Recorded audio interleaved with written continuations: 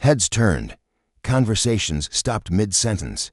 Daniel's heart pounded like a drum inside his chest. Shock froze him for a moment before he stumbled to his feet. Words of apology spilling out uncontrollably. He chased after Mia, panic and confusion, tearing through his mind like a storm. "Mia, sweetheart, wait," he called, his voice cracking. The woman, the stranger, slowly set her coffee cup down with her hands trembled. Her eyes fixed on Mia as if she were seeing a ghost. She wasn't movie star glamorous, but there was a quiet beauty about her, something natural and real. The soft blue sweater clung gently to her figure, and her eyes, tired and haunted, carried the weight of secrets and past pain. Daniel braced himself for her to pull away, to push Mia aside, to call for help or demand an explanation. But she didn't. Instead, she dropped to her knees right there on the diner floor, wrapping her arms around Mia's small frame like it was second nature, as if she'd been waiting for this very moment without even knowing it. Tears flooded the woman's eyes and streamed down her cheeks, unchecked. Her hands gently cradled Mia's head, fingers shaking as she whispered something Daniel couldn't hear. He reached them, breathless, his hands hovering in confusion. "I'm so sorry, ma'am. She's confused. She didn't mean." The woman slowly shook her head, never looking away from Mia. "What's her name?" she asked, her voice soft as air. "Mia," Daniel replied, his voice tangled in confusion and fear. The woman let out a sound, half sob, half laugh, her entire body trembling with emotion. "Mia," she repeated, tasting the name like it was something sacred. "That's the name I gave my daughter, the one I lost." Daniel stood frozen, the world around him spinning, the sounds of clinking plates and murmuring diners fading into distant noise. Lost? What did she mean? The daughter I lost? He tried to speak, but no words came out. He looked down at Mia, still clinging tightly to the woman's neck, her small hands gripping the soft fabric of the sweater. Finally, the woman, Claire, pulled her eyes from Mia and looked up at Daniel. Chairs scraped back. Daniel Carter sat silently in the corner booth of the old, time-worn diner. His 6-year-old daughter, Mia, was nestled close beside him, hugging her favorite stuffed bunny tightly against her small chest. Outside, the rain pounded against the windows with a steady, unyielding rhythm, turning the streets into streams.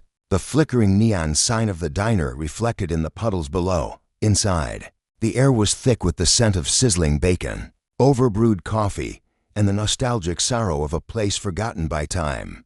Daniel's fingers quivered faintly as he quietly opened his weathered leather wallet beneath the table, making sure Mia's curious eyes didn't see. Inside were only a few crumpled bills and scattered coins, barely enough for a modest meal, just enough to keep pretending, for a little while longer, that everything was still okay. He quickly tucked the wallet back into his jacket and forced a smile onto his weary face. "Pick anything you like, kiddo," he said, trying to sound cheerful, though his voice trembled faintly at the edges. Mia's eyes sparkled with innocent excitement as she studied the stained, laminated menu as if it were a map leading to treasure. It had been months since they last ate out together, months since Daniel had felt even a glimpse of normal life, before the factory shut down, before the overdue bills had started stacking, like angry warnings on the front door, before Mia began asking the kinds of questions he had no answers for. He swallowed hard, his throat tightening. The truth weighed heavily, cold and unforgiving. They were just one night away from having nowhere left to turn. His last paycheck had been stretched to its breaking point. The eviction notice was final. And the shelter downtown, the one Daniel had pleaded with, had no available beds for at least 2 more weeks. He had considered sleeping in the car, but the car was gone now too, taken by the repo men who came in the stillness of night, swift and silent. Now, it was only the two of them, their few remaining belongings tucked into an old, frayed backpack beneath the booth, everything they owned zipped into faded fabric and worn-out seams. Daniel blinked quickly, forcing the tears to stay hidden. He couldn't cry, not in front of Mia. Not tonight. Tonight had to be special. Just one brief, happy memory for her to hold onto before their world completely collapsed. He leaned forward and tapped her nose softly. "How about?" We split a giant stack of pancakes. He asked with a cheerful tone, though his heart was quietly shattering. Mia giggled. Mia nodded excitedly, her blonde curls bouncing with each motion, her cheeks still round with the sweetness of childhood.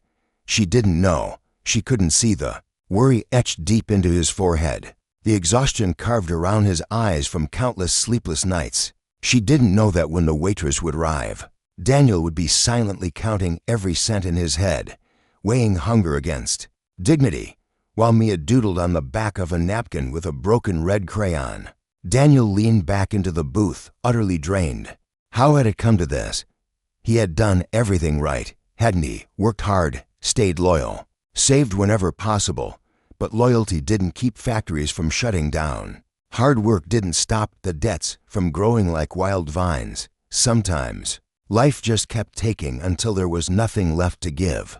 He rubbed his hand across his stubbled face, staring blankly out the rain-streaked window. It wasn't supposed to end up like this. Mia deserved so much more. She deserved a better life. And Daniel, despite all his efforts, felt like he had let her down in the most painful, unforgivable way. He glanced at her again, at how she hummed softly to herself, lost in a little world made of crayons and napkins, and his chest tightened with a love so deep. It took his breath away. He would do anything for her, anything. But just as he opened his mouth to tell her a silly joke, anything to hold the sadness at bay, Mia suddenly froze. The crayon slipped from her hand. Her wide eyes sparkled with an emotion Daniel couldn't quite understand. Before he could ask what was wrong, Mia slid off the booth seat, her tiny sneakers squeaking against the linoleum floor. Then, without the slightest hesitation, she bolted across the diner, straight toward a woman sitting alone by the window. "Mom!" she cried, her voice sharp, desperate, filled with something so raw and powerful that the entire diner seemed to pause. Forks dropped onto plates, the rawness in her gaze, the trembling hope, hit him so hard his knees nearly buckled. "Please," she whispered. "Please sit. Let me explain." Torn between disbelief, fear, and a strange magnetic pull he couldn't define, Daniel nodded and sank into the booth across from her. Claire slid in beside Mia, one protective arm resting firmly on the child's shoulder, as if letting go would cause her to disappear. Her fingers still shaking, she began to speak, her voice unraveling a story that sounded impossible. Yet deep inside, Daniel knew it was real. He felt it in his bones, in his blood. Years ago, Claire had been a frightened young woman, pregnant and alone. Her parents, furious over her choices, had cut her off. Too poor to raise a child alone and pressured by a system that promised a better future through adoption, Claire made a heartbreaking choice. "I gave up my baby girl," she said, her voice breaking. "They told me she'd go to a loving family, that she'd be safe, that she'd have everything I couldn't give her. But the years passed, and the emptiness in her heart never healed. No wealth, no career success, no mansion or luxuries could ever fill the aching void of losing her child. She searched, hired private investigators, searched through adoption files, court papers, wall after wall after wall. She just vanished," Claire whispered, wiping her tears. "I thought I'd lost her forever." Daniel sat there, stunned, listening. He had found Mia when she was barely a year old, left alone on the doorstep of an overcrowded foster home. There were no records, no explanation, just a baby girl with bright eyes and a silent, soul-piercing cry. From the moment he laid eyes on her, Daniel had loved her, never once caring about the missing details of her past. But now, all those missing pieces were crashing together with a force that left him breathless. Mia, unaware of the emotional storm swirling around her, picked up Claire's hand and traced the veins on her palm with one tiny finger, her brow furrowed in quiet concentration. It was such a simple, innocent gesture, and it shattered Daniel's final layer of resistance. There was no denying it anymore. It wasn't coincidence. It couldn't be. The way Mia had run straight to Claire, the way Claire's tear-streaked face had lit up with a love so intense it radiated from her very soul. "I need to know," Claire said softly. "Please, let's find out, for her sake." A DNA test confirmed it just days later. Mia was Claire's biological daughter. The news washed over Daniel like a tidal wave, joy, fear, relief, and heartbreak crashing into each other all at once. But he wasn't losing Mia. Claire didn't want to take her away. She wanted something Daniel had never dared to dream of. She wanted to join their family. I missed her first steps, Claire wept one evening, sitting on the worn couch in Daniel's tiny apartment. I missed her first words, her birthdays, everything. Daniel gently reached over, covering her trembling hands with his own. You don't have to miss anything else, he said.